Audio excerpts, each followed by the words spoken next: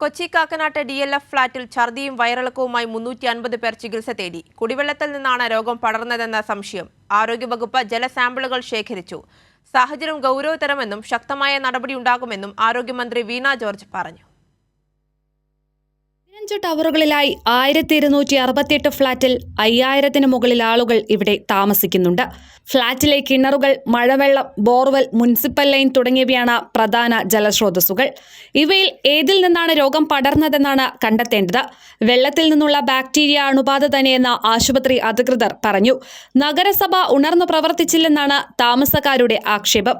E. coli ബാക്ടീരിയയുടെ സാന്നിധ്യം സ്ഥിരീകരിച്ചിട്ടും കൃത്യമായ മുന്നറിയിപ്പ് നൽകിയില്ലെന്ന് അസോസിയേഷനെതിരെയും പരാതിയുണ്ട്. അതൊരു ബുദ്ധിമുട്ട് തന്നെയാണ്. ആശങ്ക എന്ന് പറഞ്ഞു കഴിഞ്ഞാൽ അവർക്ക് ചിലപ്പോൾ അവരുടെ ഹെൽത്ത് എത്രത്തോളം ടോളറേറ്റ് ചെയ്യും, ഈ ഛർദി 4-5 പ്രാവശ്യം ഛർദിക്കുമ്പോൾ എത്രത്തോളം ടോളറേറ്റ് ചെയ്യും ഹെൽത്തിനെന്ന് പറയാൻ പറ്റില്ല. ആശങ്ക ഓരോരുത്തർക്ക് അതിൻ്റെ ആശങ്കയും ഫാമിലിക്കും അനുഭവിക്കുന്ന ആൾക്ക് അതിൻ്റെ ആശങ്ക ഉണ്ടാവുള്ളൂ. പുറത്തുനിന്ന് പറയാൻ വളരെ എളുപ്പമാണ് ആശങ്ക ഇല്ല എന്നുള്ളത്.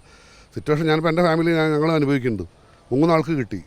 അപ്പോൾ ആശങ്ക ഞങ്ങൾക്കല്ല ഉണ്ടാവുക. സാഹചര്യം ഗൗരവതരമെന്നും ശക്തമായ നടപടി ഉണ്ടാകുമെന്നും ആരോഗ്യമന്ത്രി വീണ ജോർജ് പറഞ്ഞു. സാഹചര്യത്തിന്റെ ഗൗരവം ഉൾക്കൊണ്ടുകൊണ്ട് തന്നെ അപ്പോൾ തന്നെ ഡോക്ടർ നന്ദകുമാർ അദ്ദേഹത്തെ വിളിച്ച് അതിൽ അടിയന്തരമായി അവധി ദിവസമായിരുന്നു എങ്കിൽ പോലും അതിൽ അടിയന്തരമായിട്ടുള്ള നടപടികൾ സ്വീകരിക്കണം, മെഡിക്കൽ ടീമിനെ അയക്കണം എന്നുള്ളത് പറഞ്ഞു. അതിന്റെ അടിസ്ഥാനത്തിൽ ഏതാണ്ട് ഉച്ചയോടുകൂടി തന്നെ സീനിയർ ഡോക്ടേഴ്സ് ഉൾപ്പെടെയുള്ള ടീം അവിടെ എത്തി പരിശോധനകൾ നടത്തി, അന്തേവാസികളുമായിട്ട് ആശയവിനിമയം നടത്തി.